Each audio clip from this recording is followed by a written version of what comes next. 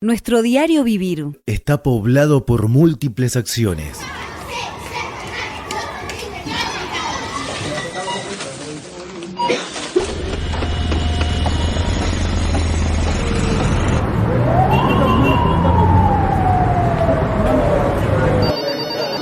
Ninguna es natural.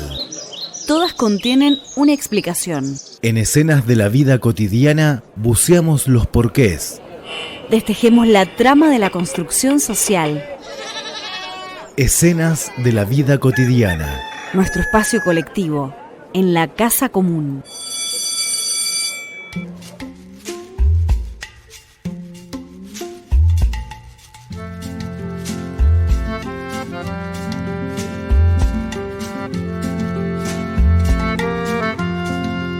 Buenas tardes para todas, para todos.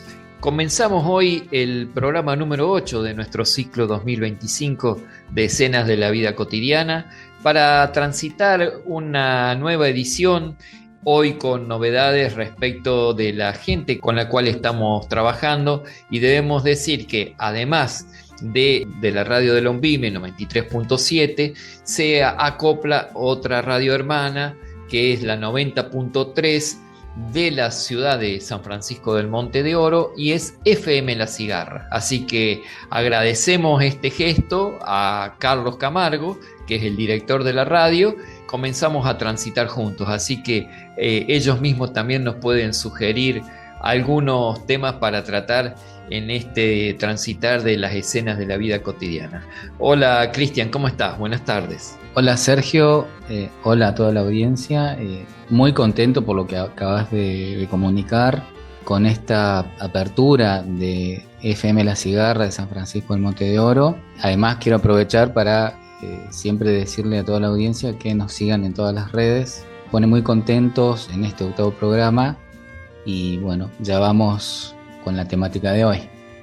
La temática de hoy va a estar dirigida a algo que se está generando una preocupación muy especial dentro de lo que es la población y sobre todo las poblaciones escolares, y que invade los segmentos de adolescencia y de jóvenes. Y estamos hablando de los juegos online. Y para eso tenemos dos entrevistados. Una docente, ella es Noelia Palavicini, que trabaja en la Escuela Técnica número 18 Nicolás Averrondo de Quiroga de la ciudad de Villa Mercedes, y el otro es Santiago Garis, que es casi ingeniero y es un entusiasta de los juegos online.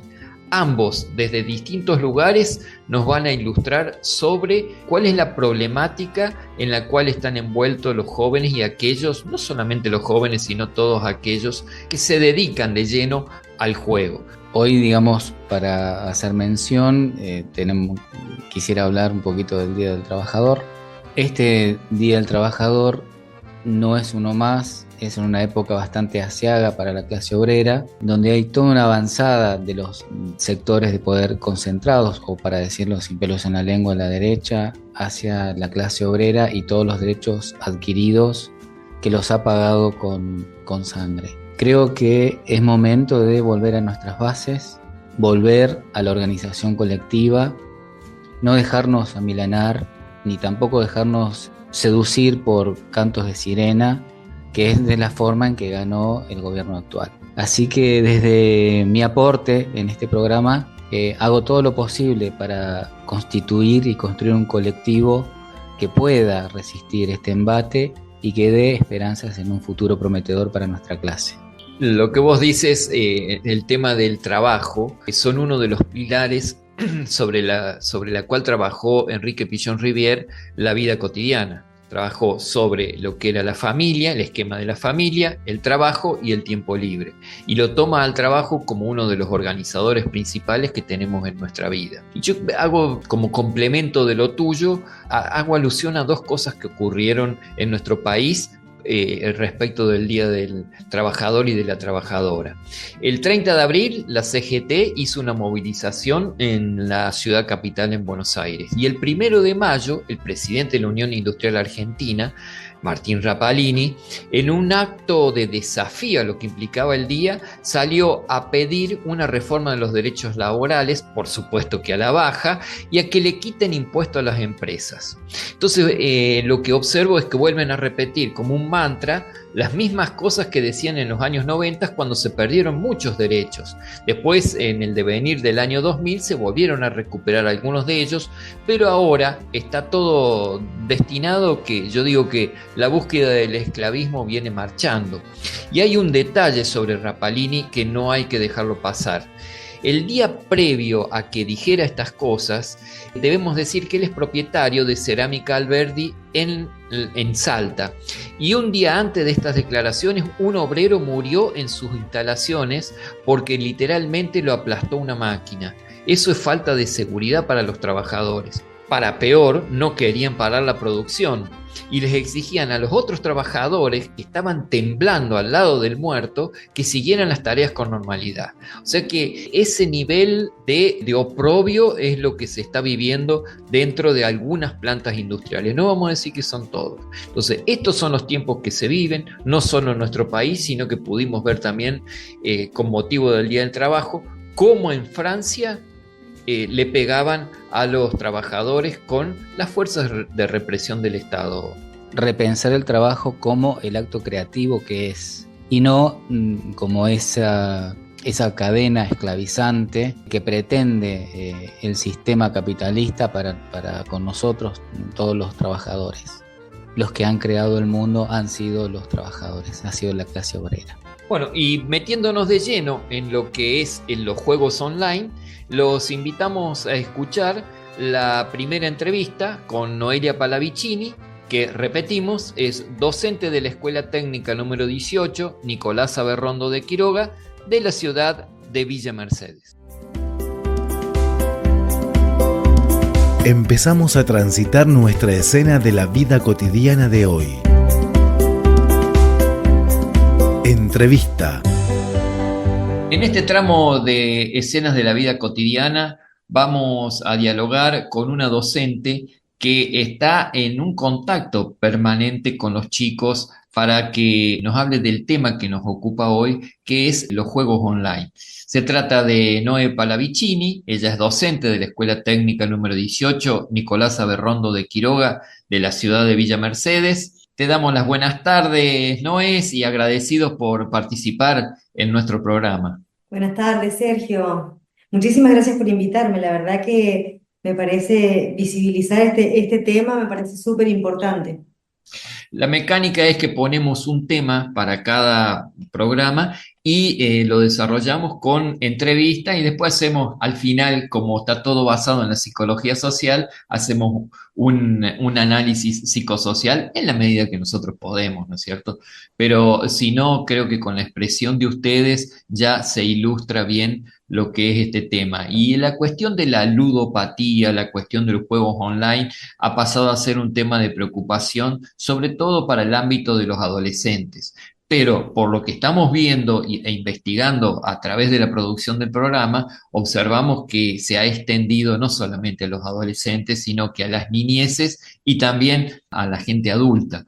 Y la gente adulta ya veníamos con los vicios del casino o de determinadas salas de juego donde nos dirigíamos, ¿no es cierto?, de manera física, pero ahora los chicos lo hacen a través de los celulares. Entonces, en esto de que se habla que los adolescentes están atravesados por el juego, que son una especie de furia tentadora, ¿cuál es la opinión tuya al respecto? ¿Cuál es tu experiencia en definitiva?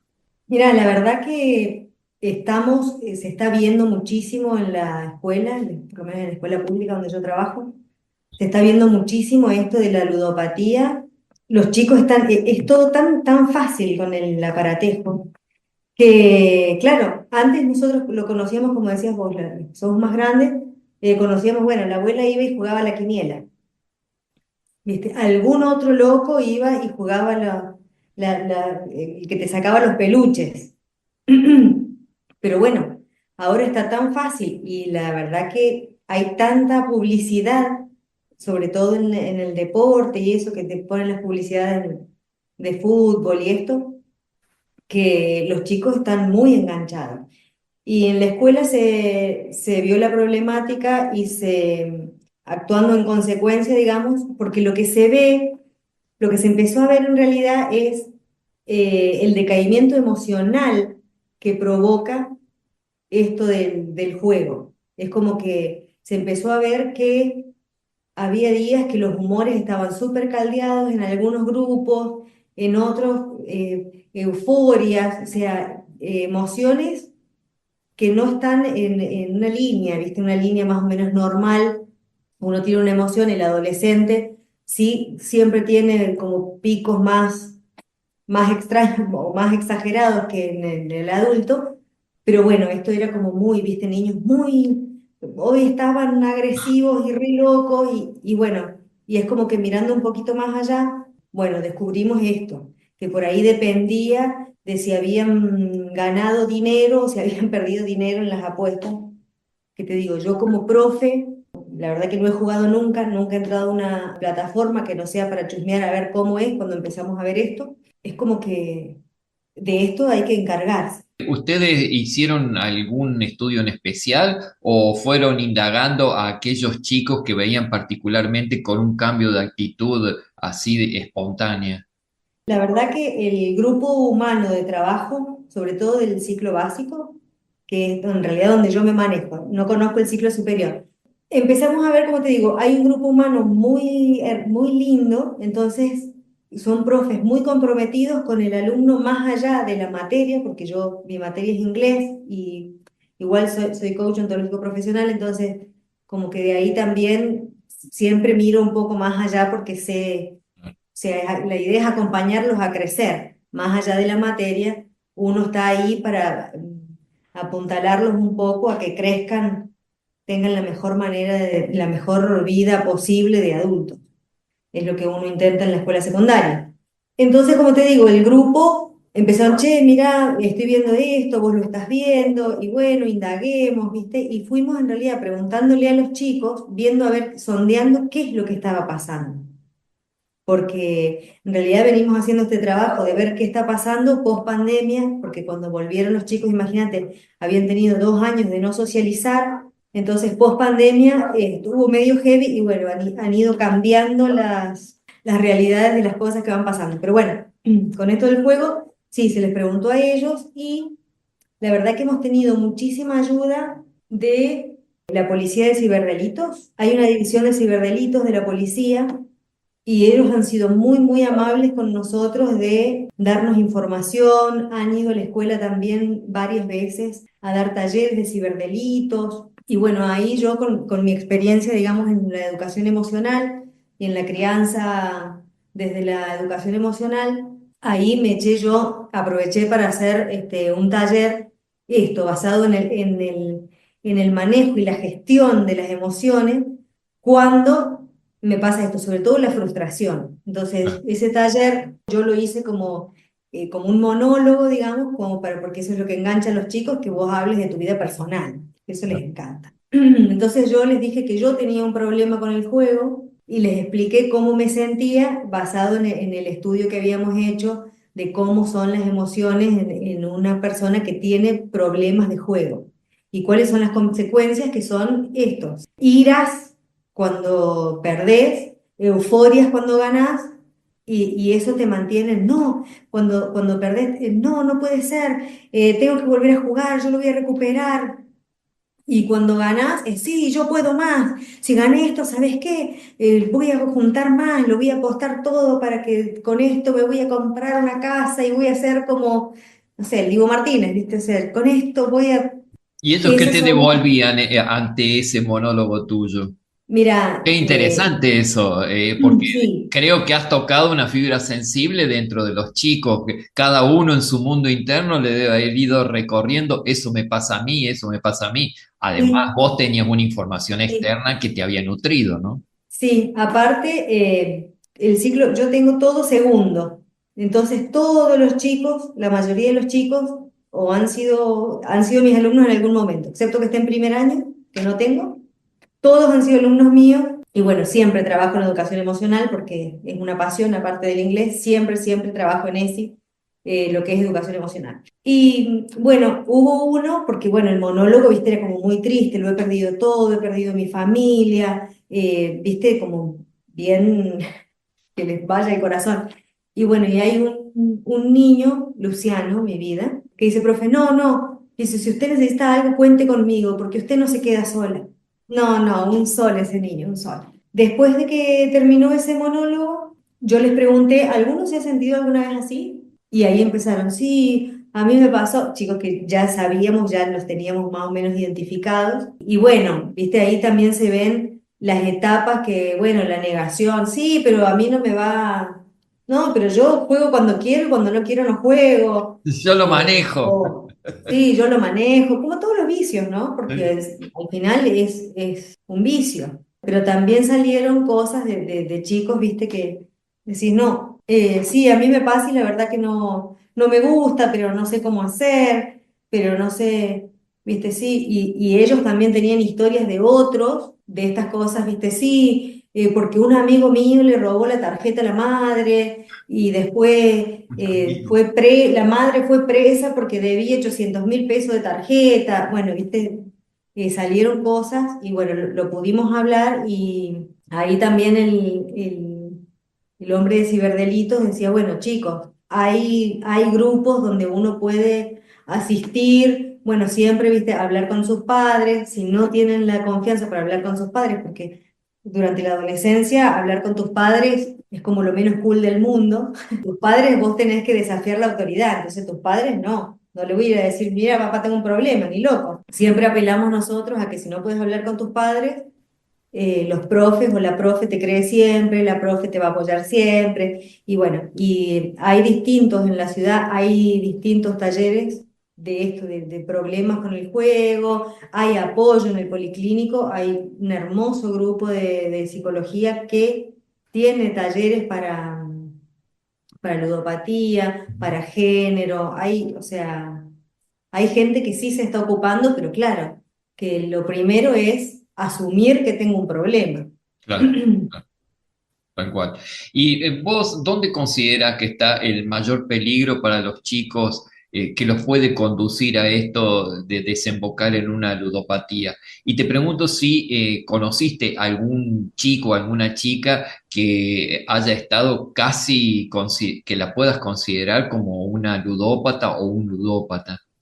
Mira, yo creo que el problema, no es el problema, sino la dificultad que tiene esta cuestión es justo lo opuesto, es la facilidad en la que se tiene acceso, porque la única, cuando vos entras a una plataforma de juego, el único impedimento para los mayores de edad es que te preguntan, ¿tenés más de 18? ¿Tenés menos de 18? Vos ponés lo que quieras y no, no te pregunta nada más, no te pregunta documento, no, no te hace presentar nada. No hay ningún impedimento para que un niño de cualquier edad, o un adolescente en este caso que estamos hablando, entre. O sea, nadie te pregunta nada. Es muy fácil acceso y creo que el problema está en la falta de atención por ahí de los padres y del entorno. ¿Viste? Los chicos pasan mucho tiempo solos.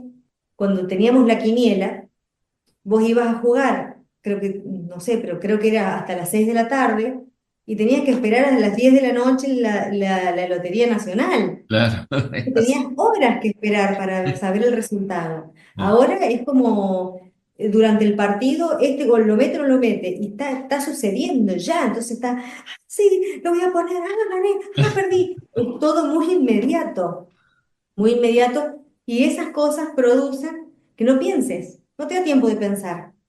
Entonces, reacción, reacción, reacción, reacción, y eso luego se convierte en lo emocional o en lo de cuestión de estado de ánimo, que el chico no pueda pensar antes de reaccionar. El chico reacciona, porque está acostumbrado allá.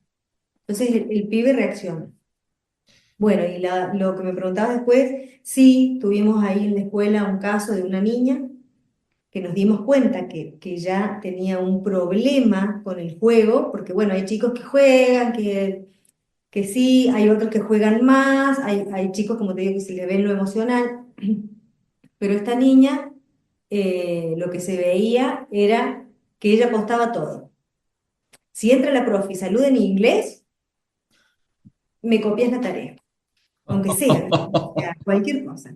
Si la profe viene y se siente y cruza la pierna derecha, o sea, todo era una... Y vos la escuchabas, o sea, a mí me llamaba la atención que la escuchabas en el aula, decir, no sé, si hoy la merienda es mate cocido, me compras una factura. ¿Viste? O Increíble. a que no te anima, a que no vas y le decís al prece que tal cosa, ¿viste? Y Y todo era no, cuestión de apostar. todo, ella todo era a que no te animás, a que sí, a que si pasa esto, tal cosa, si gano yo, si te hago, me haces. Y discúlpame, en este caso, ¿ocurría eso y pasaba la plata inmediatamente o cómo era la cuestión? ¿Era solamente de palabra que decía apostaba esto, apostaba lo otro? Es decir, porque una Mira, a cosa veces te es que digo, esté encerrada en eso y otra cosa que realmente vaya corriendo el dinero, ya sea de manera virtual o de manera física.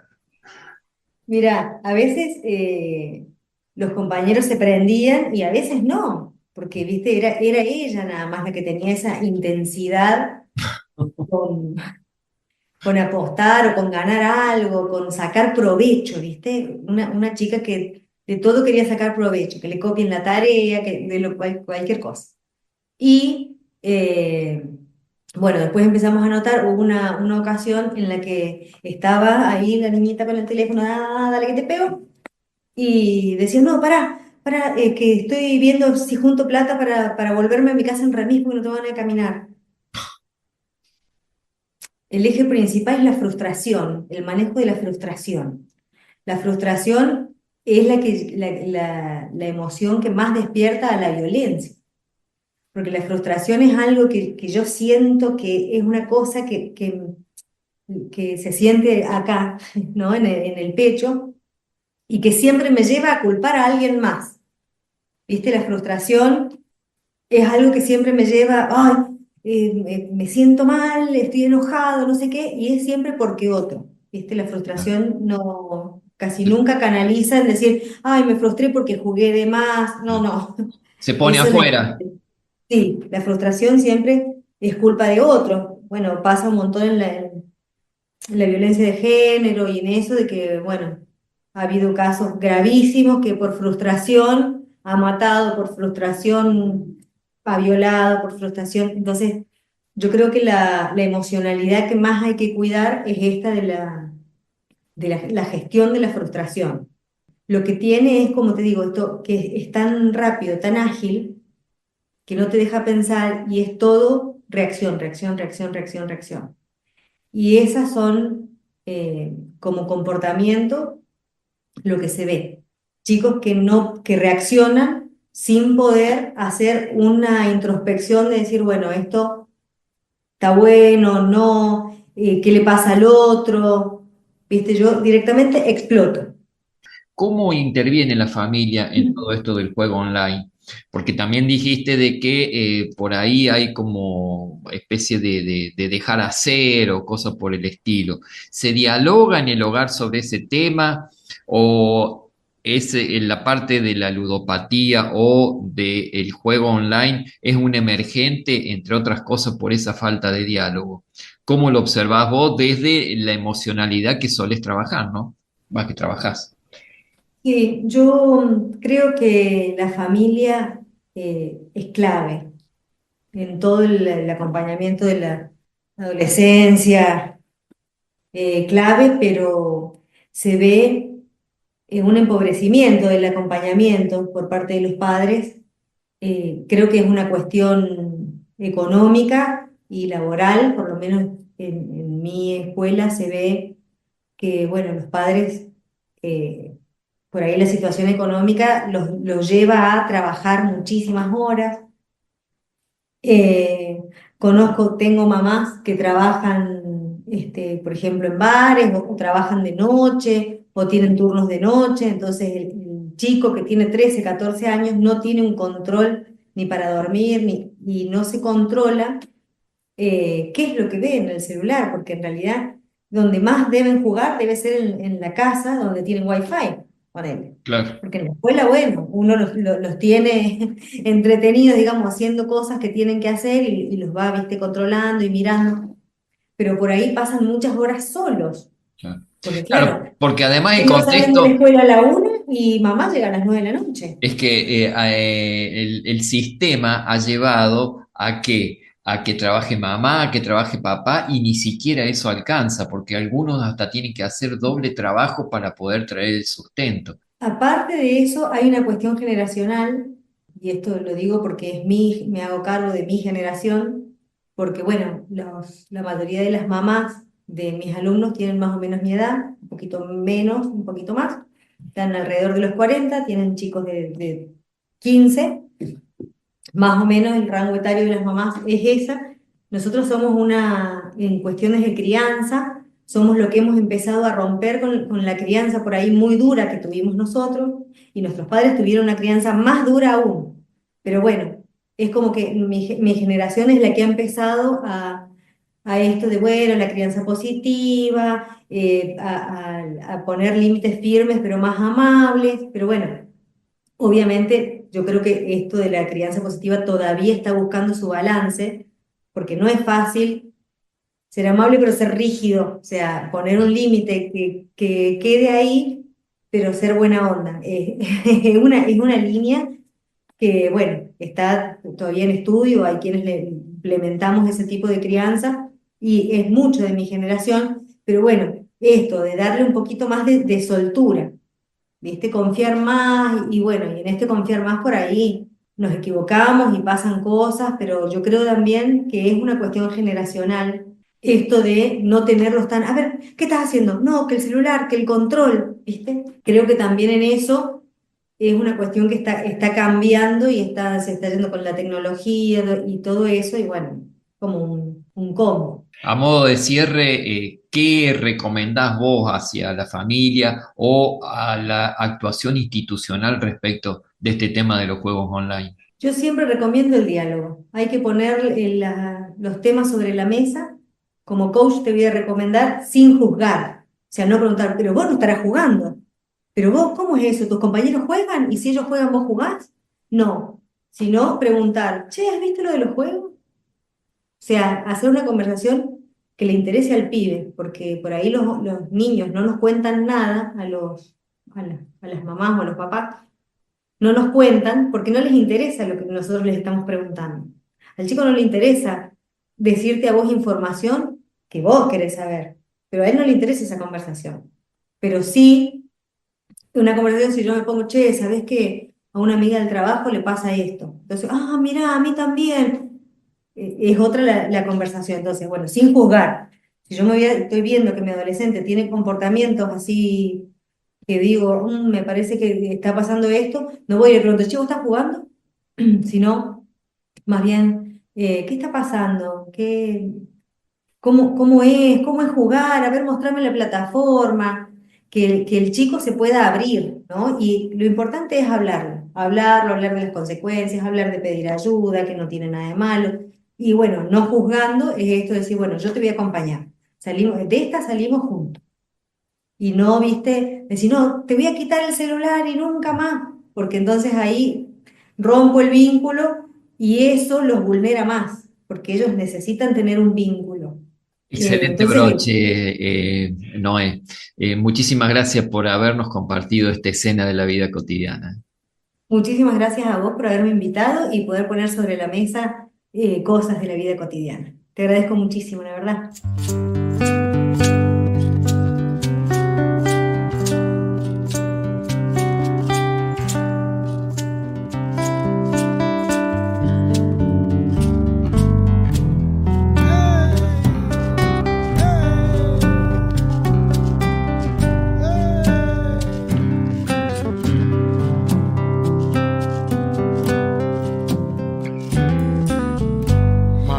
Marie, you lay me. Chiqueche soy yo. Traigo esta canción. Mapudungun la voz. Mi abuelo me enseñó. Con piñones de un pegüe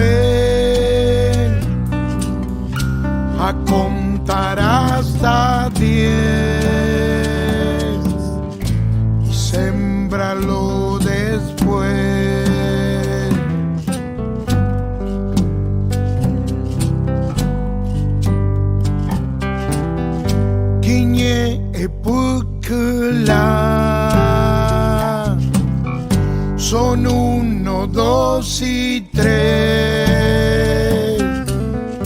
Meli que chucayu.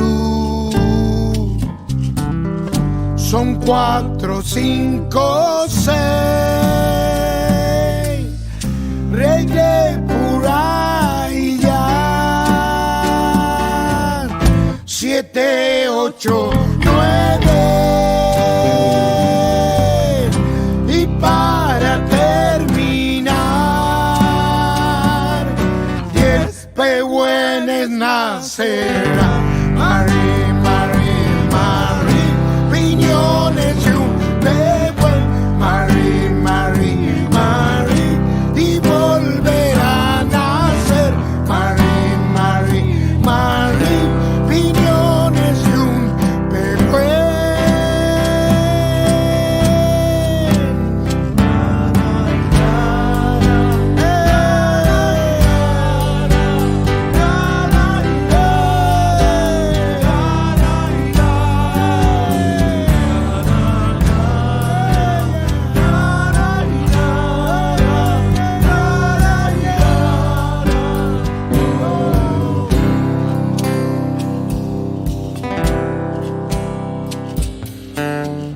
Ayer murió el pehuen por la ambición de aquel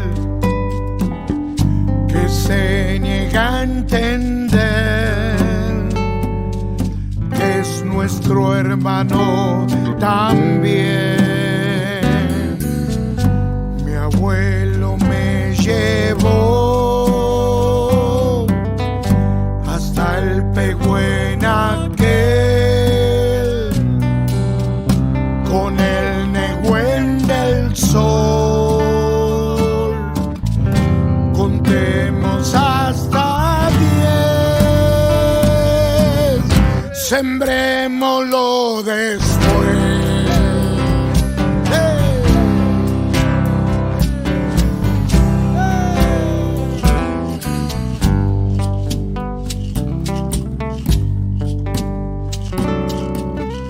Kiñe epucular. Son 1, 2 y 3. Meli que chucayu. Son 4, 5, 6. Llegué por allá. 7, 8, 9. Y para terminar, 10 pehuenes nacerán. Mari, Mari, Mari, piñones y un pehuen. Mari, Mari, Mari, y volverán a nacer. Mari, Mari, Mari, piñones y un pehuen.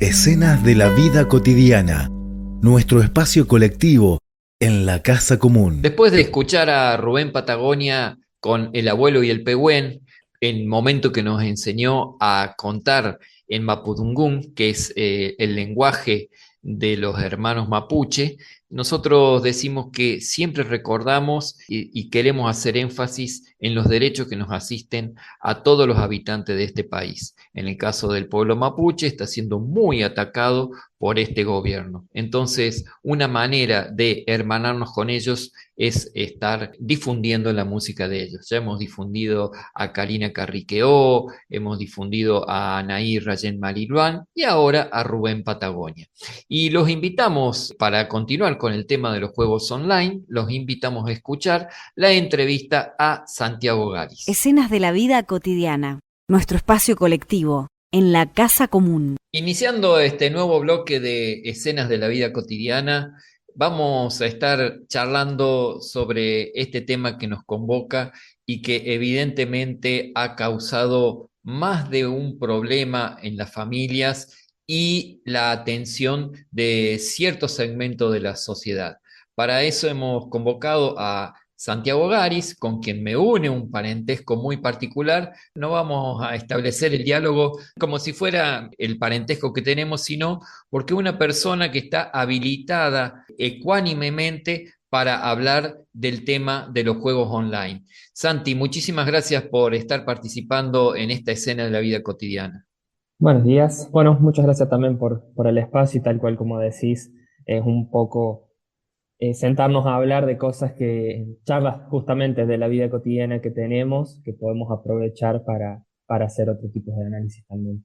Como para iniciar, ¿a qué edad vos comenzaste con los juegos online? Porque tenés una dilatada experiencia. En este momento, ¿cuántos años tenés? Yo en este momento tengo 28 años y yo empecé a jugar ya con la computadora desde que tengo uso de memoria, incluso. 5 años habré tenido, 6 años, tuve un contacto con los juegos y ya con los juegos online, cuando ya fui más grande, que empecé a ir, lo que en otro hora eran los cibers, donde era el único lugar donde había conectividad a internet. Empecé a los 8 o 9 años a tener contacto muy, muy lábil con los juegos online. Y ya con 13 años, cuando en nuestro caso fue que pudimos disponer de internet en nuestra casa, empecé a participar sí activamente de toda la comunidad online de juegos, pero mi contacto con los juegos en primera instancia es sinceramente desde que tengo memoria. O sea que, y jugabas desde la panza de mamá, me acuerdo. ¿Vos cómo te definís ante los juegos online? ¿Cuál es tu posición respecto de estos juegos? ¿Sos un jugador permanente? Hoy se habla mucho de ludopatía. ¿Cuál es tu distancia óptima entre vos y ese juego? Siempre tuvieron un lugar muy interesante, siempre lo dije en otro momento, participar mucho de los juegos, estar mucho tiempo enfrente de la computadora no estaba bien visto. Hoy es mucho más común con el tiempo en pantalla que tenemos. Yo diría que es mi hobby y ha sido mi hobby toda mi vida, básicamente, pero siempre lo tomé como eso. De hecho, cuando me estaba iniciando en la educación, en los primeros años, en primaria, en secundaria, nunca tuve problemas a la hora de poder cumplir con mis responsabilidades y de hecho siempre lo tomé como al revés. Como mucha gente dice, bueno, hay que hacer espacio para hacer la tarea. Bueno, yo hacía la tarea para tener espacio para jugar. Entonces, en mi caso, fue siempre la responsabilidad primero, pero siempre que tuve un tiempo libre, lo aproveché casi que exclusivamente a jugar, básicamente es en la computadora.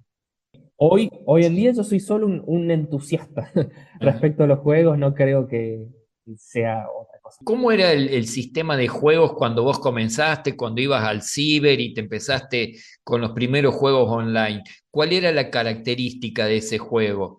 Y a su vez te hago la otra pregunta para que te puedas expandir. ¿Cómo son ahora? ¿Cuáles son las grandes diferencias que vos estableces en eso? El paradigma cambió muchísimo y tal como vos dijiste, vamos a empezar a cómo eran los juegos antes y que para mí, incluso teniendo 28 años, eran realmente la época dorada de los juegos, en donde ya la distribución de los juegos era muy distinta como es ahora, porque antes vos tenías un producto terminado directamente. Vos comprabas un juego, creo que todos lo hemos vivido con nosotros, con nuestros hijos o con quienes sean, en donde vos ibas a la tienda, comprabas un CD, un disquete, cualquier formato, y vos te llevabas físicamente un producto. Entonces vos disfrutabas de ese producto, vos jugabas y el famoso le hacías la final al juego porque vos tenías un inicio y tenía un final y estaban totalmente claros y era una historia lineal. Había una Tenías otra. fatality en ese tiempo. Claro, había algo que te decía, bueno, hasta acá llegó el juego, no hay más después de esto. Con el tiempo eso cambió Ahora ya no se hablan de productos terminados, sino de servicios. Entonces vos lo que pagás no es un bien, es un derecho a descargar algo en donde vos jugás y mientras vos lo tengas permitido a eso, vas a poder seguir accediendo a esa diversión. Que si bien en lo práctico no cambia mucho, porque en definitiva yo me siento en la computadora y juego un juego, hoy no sos dueño de ese juego. ¿Y por qué lo digo? Porque hay muchos casos en donde las empresas quiebran y ya no tienen ese servicio, ese servidor, entonces vos compraste lo que antes era un bien, compraste ese servicio que ahora ni siquiera lo podés utilizar. Está bien que no son en las grandes mayorías lo que pasa eso, pero yo personalmente tengo experiencias en donde me he quedado sin acceso al juego directamente. Y es algo que Ujú. yo pagué. Y también, ¿Y no hay empresas que compran esas otras empresas y los continúan? totalmente, sí, sí, sí. No creo que en un determinado tiempo breve, o sea, han pasado historias en donde empresas han comprado juegos que hace 10 años no se publicaban, entonces, bueno, tienen un revival y su estrategia de marketing va justamente en, bueno, ¿se acuerdan de este juego que hace 10 años dejó de fabricarse? Bueno, ahora vuelve a la moda y lo vamos a desarrollar. Pero en general, cuando un servicio ya finalizó, no, porque ya es un servicio básicamente que si se cayó es porque no tiene una resonancia en la gente. Si no tiene una resonancia en la gente hay que reconvertirlo en otra cosa. Otro, la verdad es que ha cambiado mucho el paradigma, es que en otro momento, como era un producto, que era algo que tenía inicio y fin, no tenía una monetización en el medio. Hoy eso ya está en boca de todos, hoy es un tema mucho más popular, la ¿Qué, monetización de los juegos. qué quiere decir monetizar un juego? Antes, como hablaba, al ser un bien, un CD, la empresa ganaba plata por la cantidad de copias que vendía. Cuando el sistema de distribución cambió, en donde ya las copias físicas hoy son vetustas, incluso las computadoras casi ya no tienen espacio para CD o demás cosas, es todo descarga. Vos comprás ese permiso para poder descargar el juego ese. Y además, como todo ha evolucionado, los tiempos tecnológicos han cambiado, la evolución social, digamos, el cambio social también es cada vez más rápido, también lo han hecho los juegos. Entonces ahora ya no solamente te vendemos el servicio para que vos puedas ingresar al juego, sino que dentro del mismo juego yo aprovecho ese tiempo que estás disfrutando vos y que estás segregando serotonina para divertirte, para venderte más cosas. Y eso es Por dentro del... ejemplo, vender más cosas, ¿qué cosas se pueden comprar para desarrollar un juego? Hay un famoso juego, voy a dar un ejemplo muy clásico que quizás a muchas generaciones lo atraviesa, que es Candy Crush. Candy Crush es un juego, sí, es de Facebook, surgió como un juego de Facebook, surgió como un juego Flash, que se llaman, que son páginas de internet.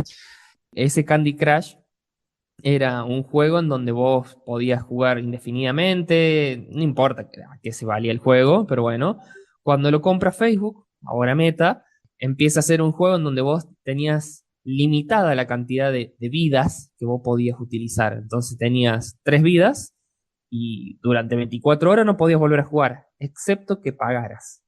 Entonces, esas que ahora se llaman, que ya están definidas, se llaman microtransacciones, empezaron a ser, pero muy comunes en los juegos. Es más, te diría tan comunes que hoy en día es más difícil conseguir un juego que no tenga ningún tipo de microtransacción a un juego que sí lo tenga. Es decir, que vos compras un juego y además de eso, estás permanentemente en contacto con una oferta adicional para comprar otras cosas. Lo que ha Y permitido... esa oferta adicional, disculpa que te corte, esa oferta adicional, ¿te hace mejorar la performance del juego o es solamente a niveles estéticos que vos, suponte, tenés un caballo y le compras una armadura o le compras una espada o cosa por el estilo?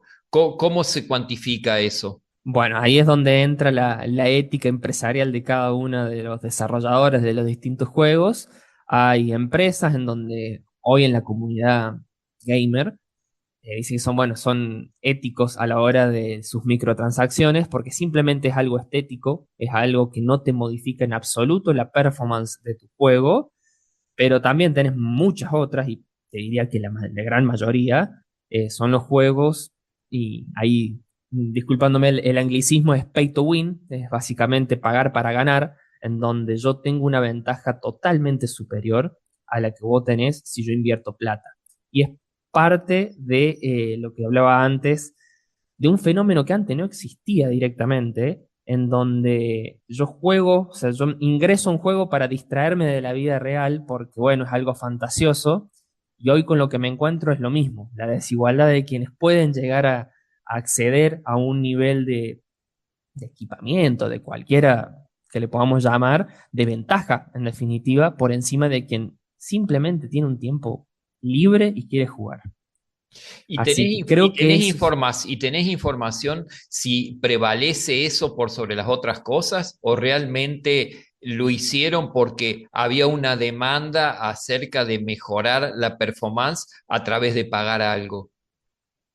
Y creo que la ventaja antes se medía la competitividad siempre existió y no es nuevo a estos tiempos. Entonces la competitividad antes era, bueno, yo le puedo dedicar más tiempo a un juego y ahora yo puedo acotar ese tiempo a plata, que es básicamente lo que vemos en todos lados. Es decir, tenés más plata, achicás los tiempos y podés disponer del tiempo de otra manera.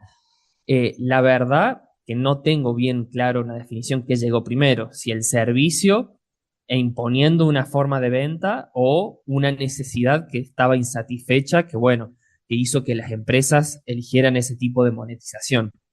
La verdad es una pregunta complicada, pero en mi percepción, más allá de que no me guste, yo me considero de la generación de los gamers viejos, porque yo no apoyo para nada lo pay to win, y ni siquiera por una cuestión económica, sino por una cuestión de orgullo de juego. O sea, estamos acá para divertirnos, para competir en igualdad de condiciones. Y eso termina siendo otra pelea, otra guerra que es muy igual a la del mundo real y que no juego a los juegos justamente para seguir representando eso. Entonces, sí creo que hoy en día ya hemos perdido la guerra de estos gamers viejos, hemos perdido la guerra en si es bueno o es malo. Se instaló y tengo un primo, tiene 12 años, y lo veo a él y ya ni siquiera lo piensa a que eso es pay to win o no es pay to win, porque ya es así, ya se crió en un sistema en donde esa desigualdad es sistemática. O sea que se naturalizó ya la desigualdad que tenemos en la vida social, se traduce ahí en el juego. Y o sea que, a ver si entiendo, vos con los juegos de antes se implicaba la destreza que podías tener para resolverlo. Y a lo mejor te podía llevar hasta varios días resolverlo. Hoy por hoy a eso lo podés acortar pagando. Así es, exactamente, en resumidas cuentas es en esencia eso. También vale aclarar que no toda empresa es así. De hecho, yo los juegos que hasta el día de hoy estoy accediendo justamente tienen otra ética en los juegos, y bueno, se mantiene lo que yo hablaba antes, de que es un producto terminado, tiene inicio y fin y demás. No es que no existan, pero hoy están calificados como juegos indie, que quiere decir que no son de grandes desarrolladores y en pocas palabras no los conoce nadie, más que quien estamos en este nicho de juegos muy particulares, digamos. Menciona alguno de esos, o el que vos Nah, prefieras. sí, o sea, hay un juego de una empresa, Larian Incorporations, se llama Baldur's Gate 3, que es una historia muy centrada en calabozos y dragones, allá lejos de hace tiempo, del año 70. Está inspirada en eso, y bueno, y la verdad es que ha sido muy aclamada, fueron de los pocos juegos de las compañías indie en donde se lo ha valorizado realmente, porque es un juego de la vieja escuela, Ujú. de esto sin monetizaciones, sin nada, y que es excelente, con un nivel de edición que antes no se tenía. Entonces, la verdad estuvo mucho éxito, pero son de los pocos. Podés nombrar menos de un juego al año de ese tipo. Ujú. Y de los que se pagan, ¿tenés idea en este momento cuál es el que prevalece? Mm, y no estoy en ese mundo, pero sí puedo nombrar un par, e incluso hasta un juego hiper conocido que se llama League of Legends, que es conocido desde mi edad hasta de nuevas generaciones. Hay una serie en Netflix basada en este juego, se llama Arcane.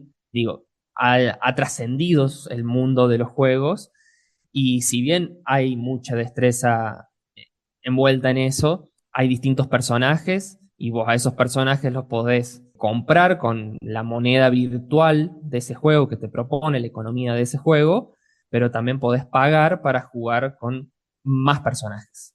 Ujú. Si bien entiendo que cualquiera que pueda llegar a escuchar esto y que lo conoce dice que voy a estar equivocado porque es pura destreza, sí, es verdad, pero no deja de existir esa conveniencia de que pagando podés acceder a distintas opciones. Y de acuerdo con tu mirada, ¿cuál es el mecanismo mediante el cual se mantiene atrapada las niñeces y las adolescencias a través de estos juegos? Siempre es un punto grande, es la competitividad, como lo decía antes, simplemente es yo tengo un desafío y necesito vencerlo, y el camino hacia esa victoria es lo que a mí me divierte y me mantiene pegado a la computadora, básicamente. Eso es lo que yo consideraría, pero un poco trayendo a lo que decías antes de lo que era antes y cómo es ahora, antes los juegos eran mucho más lentos. Entonces vos para trabajar esa victoria necesitabas realmente estudiar, leer, meterte en la historia básicamente que te proponía, en la historia o en el método de juego que te proponía esa compañía en definitiva. Hoy lo que buscamos, y estamos rodeados de estos, por eso quiero hacer esa analogía, en donde con la aparición del Internet, la tecnología, las redes sociales, estamos permanentemente viendo formatos de videos cortos. Hoy los videos incluso de YouTube de 40 minutos lo ve muy poca gente. Estamos viendo reels de 15 minutos, de 3 minutos máximo, son segundos, es nada. Lo mismo pasó en los juegos. Entonces, antes lo que era lento, yo necesitaba ver, necesitaba entender lo que me proponía el juego y demás. Hoy yo lo que estoy buscando es una gratificación instantánea. Entonces, a un niño que está atrapado, un niño, un adolescente, e incluso gente de mi edad también, pero que está permanentemente viendo videos cortos y demás, no tiene el tiempo, o en realidad cree que no tiene el tiempo para sentarse y decir, bueno, durante 40 minutos voy a avanzar poco en el juego, pero voy a entenderlo. Hoy creo que el mecanismo principal que lo mantiene es justamente eso, la gratificación inmediata en poco tiempo. Entonces, y eso envuelto también, hay toda una lógica detrás de la psicología a través del desarrollo de un juego, en donde si hoy los juegos para niños, adolescentes, incluso hoy los juegos más conocidos, tienen muchos colores, muchas luces, mucho brillo, mucho estímulo visual. Ujú. Entonces yo cuando propongo una victoria, no es solamente la victoria, un cartel de victoria, son luces, son brillos, son ruidos, son cosas muy llamativas que parece que no, pero cuando te criás en ese entorno, lo que estás buscando es permanentemente ese estímulo. Antes era destreza y hoy es pagar. Creo que cambió mucho también eso, en donde un niño, y lo que traías antes vos a colación de la ludopatía, es justamente esto, donde veo que incluso, como digo, mi primo personal, lo veo en donde él ya ni siquiera lo piensa de si paga $5, tiene una ventaja y no lo va a pensar. Y el Claro. tema es que eso está a disposición y las empresas lo saben. Entonces, hay un tipo de monetización que se llama depredatorio, en donde permanentemente yo te pongo trabas en el juego. O sea, yo diseño un juego y después le pongo las trabas para venderte la solución. Y la verdad es que también eso es algo que está súper, pero súper instalado en todas las empresas, en donde incluso hoy tienen un departamento, no digo todas, pero conozco casos claros. Blizzard es una empresa a la cual yo consumí muchos juegos de ellos, que hoy tienen un departamento de monetización, donde básicamente van los desarrolladores de los juegos, crean un juego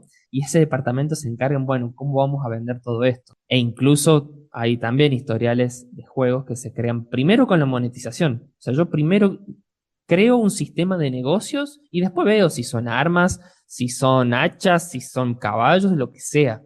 Entonces, se antepone primero cómo lo voy a vender. Y creo que eso es lo que más hoy mantiene, hoy los mantiene pegados y nos mantiene, porque soy una víctima más de eso. ¿Y cuál es tu mirada en todo este contexto? ¿Hacia dónde va a seguir escalando? Porque hablaste de empresas que están estudiando, evidentemente estudian la psicología en general y aplican esos aditamentos para conquistar grandes masas. Primero, ¿hasta dónde puede seguir escalando esto? Que es casi impredecible, pero ¿por dónde puede llegar a seguir? Y te hago también otra pregunta, si tenés idea si las cuestiones de empresas están monopolizado como está monopolizado la venta de alimentos en el mundo, si ocurre con la industria del juego también como una monopolización. Hay ciertamente las empresas grandes que han sido siempre Ubisoft, Microsoft, y tenemos muchas otras, digamos, para nombrar, que no vienen al caso, que son las famosas empresas AAA. Pero bueno, estos juegos AAA son de las grandes empresas en donde tratan de copar, Nintendo entre ellas, tratan de copar el espacio con juegos. La verdad es que no, hoy como la comunicación y tenemos distintas plataformas de distribución de juegos, más allá de que no son muchos los ejemplos, hoy un desarrollador individual puede tener éxito. Entonces esa distribución ha facilitado y ha evitado, sí, un oligopolio, un monopolio de los juegos. El tema es que es independiente de eso porque lo que sí está monopolizado es este sistema que yo hablaba antes de cómo monetizar un juego Claro. o cómo esto. Entonces no importa si es la empresa la A, B, la C, hasta la Z, sino que el sistema de monetización que tiene ese juego es el mismo. Entonces, sí, salirse por fuera de eso es bastante más difícil. Y la verdad es que creo que no estoy errado en decir que hemos tocado bastante fondo con todas estas monetizaciones, porque estamos hablando de juegos y casos que hay que vos podés gastar infinita cantidad de dinero. Ya no hay un límite. Entonces, hay ejemplos, también son muy puntuales. Un juego que se llama Diablo Immortal. Vos podés gastar $100.000 si querés en el juego. Y hace poquito la Unión Europea, como para tampoco que sea todo negativo, ni tampoco digo que vaya a prosperar, pero en la Unión Europea salió una serie de normativas, de guías, de implementación de estos juegos que aborda todos estos temas, en donde dice, bueno, a una empresa, una de las tácticas que tienen las empresas es que te disfrazan cuánto vos gastás en el juego. Porque yo te digo, mira, tienes que gastar $50 y por ahí es mucho, porque lo comparás. Ahora, si yo te digo, bueno, con $5 compras 200 gemas y esas 200 gemas las compras otra moneda y otra moneda, entonces yo lo que te termino vendiendo sale 30 rubí. Y bueno, ya no tenés ni idea cuánto sale 30 rubí. Entonces lo que les están exigiendo a estas empresas es que, bueno, págame 30 rubí, pero que al lado me pongas el valor en dólares reales. El Entonces yo nunca equivalente. pierdo, Claro, claro, yo nunca pierdo de vista cuánto estoy gastando en eso. está bien. Y como esas, hay un montón. Hay promociones, y hay, de nuevo, con los anglicismos, FOMO, Fear of Missing Out, es miedo a perdérmelo, en donde durante 30 minutos, el día 20 de abril, va a estar disponible esta compra y no va a estar disponible nunca más. Y estamos hablando de que es un servicio digital, o sea, no se acaba. No tengo un bien que se me va a acabar. Pero bueno, juegan con eso y nuevamente ya ni siquiera lo preguntamos si eso tiene sentido o no, lo aceptamos. Entonces yo no tengo que estar conectado a las 5 de la tarde para comprar eso. Mm. Ese tipo de monetización es lo que se está tratando de regular. Recién estamos empezando y ni siquiera sé si eso va a prosperar, pero al menos ver que al menos una organización de todas dio una serie de normativas, veremos en qué termina. ¿Considerás que hay algo más que tenés que agregar en estas cuestiones que sean esenciales y que no lo hayamos abordado? No, como comentario adicional, es muy loco los tiempos acelerados que estamos, en donde las modas cambian mucho y lo que está pasando, que es algo que ya están tomando las empresas, es que el desarrollo de los juegos es algo físico, es algo que sí se trabaja y que tarda mucho en desarrollarse. Y es muy irónico porque cuando un juego está de moda o un tipo de juego está de moda, empiezan a desarrollar ese juego y capaz que tardan 3 años. Y en 3 años cuando sale ese juego ya pasó de moda. Entonces, estamos también en los límites de los avances y de los cambios, en donde ya el desarrollo de los juegos tan complicados y tan avanzados no tenga un sentido claro. Y es por eso que hoy la mayor empresa, no la mayor empresa, pero sino el mayor dispositivo en donde se juega es en los celulares. Ya los juegos de computadora incluso han quedado viejos. Hoy, en el celular yo te tengo que vender todo, incluso los juegos. Mil gracias por haber transitado esta escena de la vida cotidiana. Perfecto, muchas gracias a ustedes también por el espacio. Escenas de la vida cotidiana. Nuestro espacio colectivo en la casa común. ¿Quiénes hacemos escenas de la vida cotidiana? Producción y conducción, Cristian Jiménez y Sergio Garis. Mesa de redacción, María Inés Alman Bornes, Cristian Jiménez, Alejandro Flores y Sergio Garis. Estética de audio, Walter Miranda y Vilma Ruiz. Nuestro análisis psicosocial.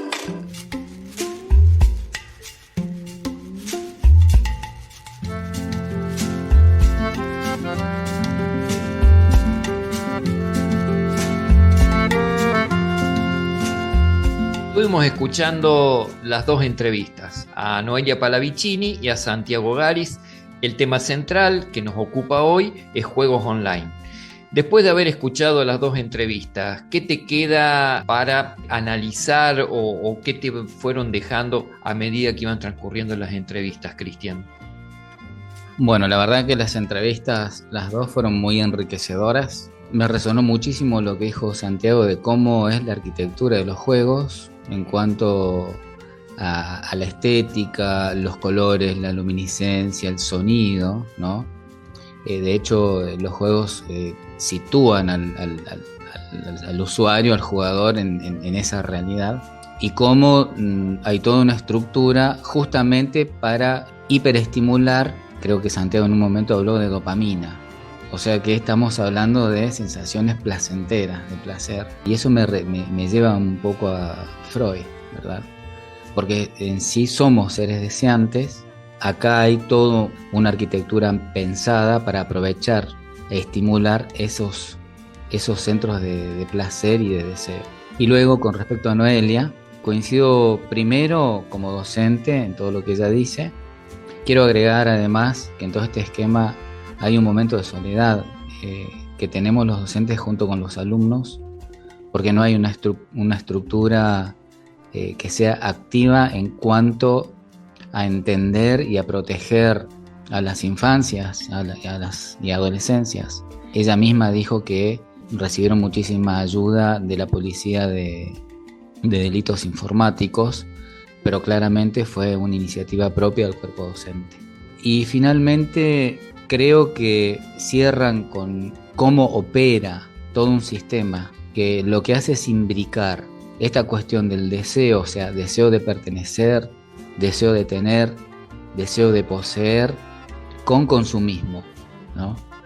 Empieza por algo que parece muy inocente, qué sé yo, en algún juego de repente comprando un arma o una armadura para tener una mejor performance, y luego se extiende a otra cosa más compleja como lo que es apostar. Quiero agregar además que hoy los juegos son además plataformas sociales, entonces redes sociales en sí mismas, quise decir. No son pocos los casos donde hay adolescentes que terminan siendo víctimas de ciberabuso, ¿no? Porque muchos juegos tienen en paralelo una sala de chat donde empiezan a interactuar, intercambiar con cualquier otra persona en cualquier otra parte del mundo. Complejísimo el tema. A mí me quedan en lo que dijeron ellos, y me voy a centrar exclusivamente en las palabras tanto de Santi como de Noé. Hay como 4 actores. Uno, los chicos y las chicas adolescentes y demás personas que están absorbidas por el juego. En segundo término, las familias a las que pertenecen. En tercer término, las escuelas y colegios a los que asisten. Y en cuarto término, las empresas que fabrican los juegos. Estas últimas, o sea, las empresas, trabajan sobre esos dos emergentes psicológicos a los que hicieron alusión Noé y Santi. La baja tolerancia a la frustración y a la espera. Es decir, todo se tiene que resolver ya. Entonces, sobre ese aspecto trabajan y comprende a los distintos colectivos y expanden las herramientas. ¿Para qué? Para aumentar su capital. Digamos, las empresas hacen su negocio y no reconocen límites. Las escuelas o colegios están en el otro polo de la contradicción respecto a las empresas, porque a ellas les toca organizar diferentes acciones para hacer frente a lo que implica esa intromisión en las aulas y en todo lugar donde desarrollan las actividades de los chicos. Después, las familias en su mayoría están insertas en un sistema que obliga a trabajar a mamá y a papá. Entonces, inclusive algunos de ellos en doble horario. Vos sabés que están viéndose estadísticas de que hay gente que está trabajando 16 horas por día. Es una locura realmente. ¿Para qué todo eso? Para traer el sustento necesario para la reproducción de la vida de la familia. Y es una matriz que día tras día se va asentando y que con el gobierno que tenemos ya lo están diciendo explícitamente de que van a seguir haciendo perder derecho a los trabajadores. Lo habíamos dicho hace un ratito con motivo del Día del Trabajador. Y entonces impide esto que alguno de los dos, de papá o mamá, esté dedicado al acompañamiento de las niñeces y las adolescencias. Y finalmente los jóvenes adolescentes destinatarios del juego están inmersos en un mundo que los atrapa con todos esos destellos, como decía Santi, de luces, de colores y que los mantiene atrapados, pero desconocen el daño que eso puede ocasionar, tanto a ellos en lo individual como a los grupos de pertenencia y los grupos de convivencia, porque todos terminan siendo atravesados por este fenómeno.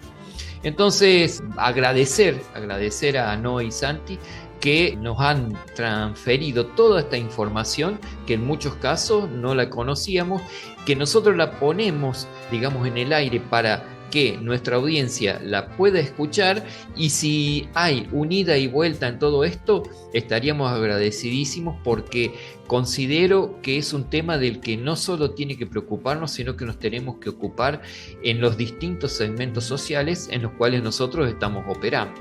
Sí, mientras hablabas me estaba recordando que vi una encuesta de los países de la región.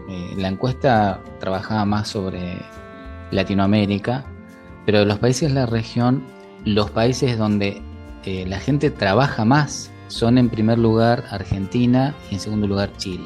Eso significa trabajar más. ¿Qué significaba en el contexto de la encuesta? Menos días de vacaciones, menos feriados, menos tiempo libre.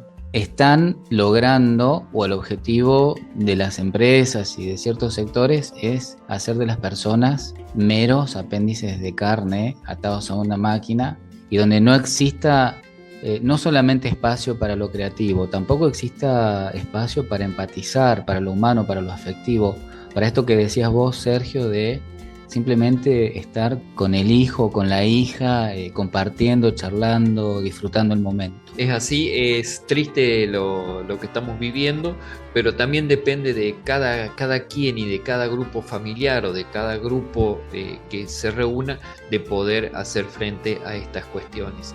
Y bueno, nos quedamos sin tiempo. Creo que con las dos entrevistas estas que hemos tenido es ponerlo en valor, compartirlo y a su vez ver si podemos avanzar con algún testimonio concreto, no sé si para el jueves que viene o para otro momento, pero poner en diálogo a alguien que esté jugando, que esté absorbido por este fenómeno. Sería la comprobación que podemos efectuar respecto de todo lo que hemos estado escuchando. Así que bueno, hemos llegado al final del programa, Cristian. Así es, hemos llegado al final. Muchísimas gracias. Extiendo mi agradecimiento a Noé y a Santi. Ha sido muy enriquecedor lo que han aportado. Y muchas gracias a toda la audiencia que nos acompaña ya en este octavo programa. Y por supuesto a FM La Cigarra, que nos dio otra ventana más para poder asomarnos. Y la casa que nos contiene, que es la Universidad de Villa Mercedes. Y a su vez decir que estamos en las redes sociales, estamos en Instagram, estamos en Facebook, estamos subiendo todos los programas a la plataforma de YouTube, así que hay para elegir la forma como poder acceder a los diferentes materiales que les estamos ofreciendo desde esta escena de la vida cotidiana. Hasta aquí, hoy hemos tejido y destejido el armado y la trama de la construcción social. un ida y vuelta donde nada es natural. Escenas de la vida cotidiana, nuestro espacio colectivo, en la casa común.